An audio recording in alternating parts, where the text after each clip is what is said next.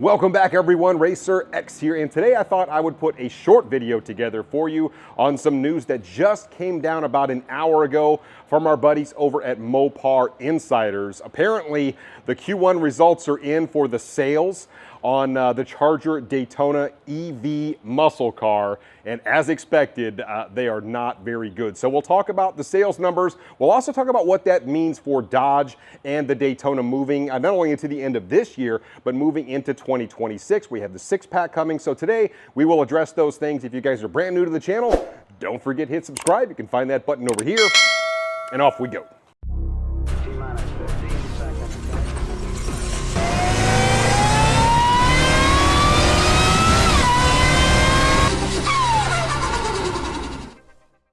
Before we get on with today's video, I just want to make mention of something really quick. I just got another shipment of my Off We Go edition hats in black and red. I ran a sale a couple of weeks ago, and you guys bought a whole bunch of these things. Well, luckily, another shipment has arrived, and I'm announcing a new sale today. Buy one, get one half off. It doesn't matter if you do two black. It doesn't matter if you do two red, one of each. Either way, if you want to support the channel, you can buy my hats. They're on my Etsy store. I will pin a link in the comments to make it easy for you guys to find.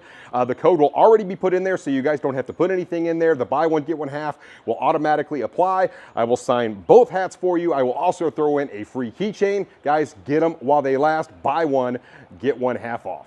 Now, I'm sitting here looking over my notes on this Mopar Insiders article that I just read. I will go ahead and put a link to this in the video description if you guys want to go read it for yourself.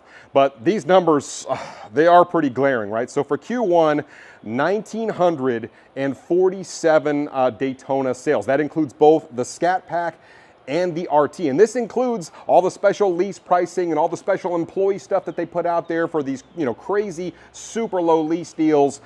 That includes all of it. Not even 2,000 units sold. By comparison, they sold over 2,000 2023 Chargers and Challengers that were left over. So basically the same number of Chargers and Challengers were sold than the brand new Charger Daytona electric muscle car.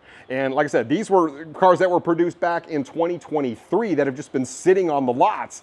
That is pretty glaring when you're talking about a brand new offering from Dodge.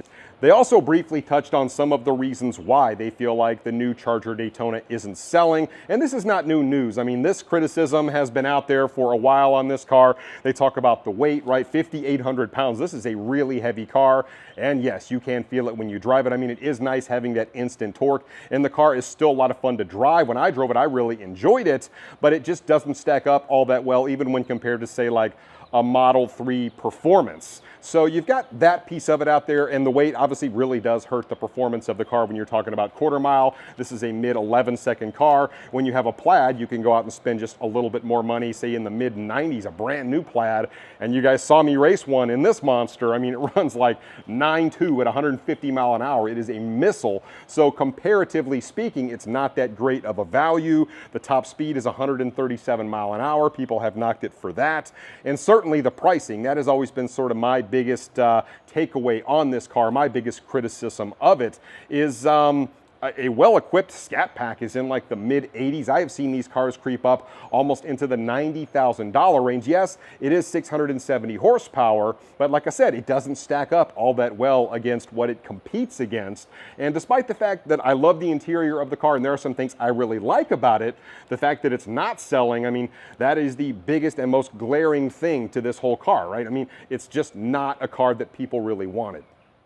So as expected, Dodge is changing up their strategy a little bit, and I can't necessarily say as I blame them. I mean, if something isn't working, a change needs to be made. And we know that the six-pack car, that one is a little more highly anticipated. That one is supposed to be coming out like the mid part of this year, certainly by the time Roadkill Nights rolls around in August. Hopefully we will have those cars out there. I don't necessarily know if they'll be in dealerships, but hopefully they'll be out there being tested, and we'll know a lot more about that car, the performance numbers, all of that kind of stuff. And I, for one, think that is going to be a pretty darn fun car to drive. But moving into the 2026 model year, the Charger Daytona EVs are order-only items. So they plan to just kind of sell through a lot of the inventory that's out there sitting on lots right now. I mean, if you go to just about any Dodge dealership out there, you're going to see a whole bunch of these Daytonas just out there collecting collecting dust because they're not selling. I've talked to multiple salespeople about this, and they really are having a hard time getting these cars sold, even at high discounts, even with crazy lease deals out there. I mean, it is a bit of a struggle. This is simply a product that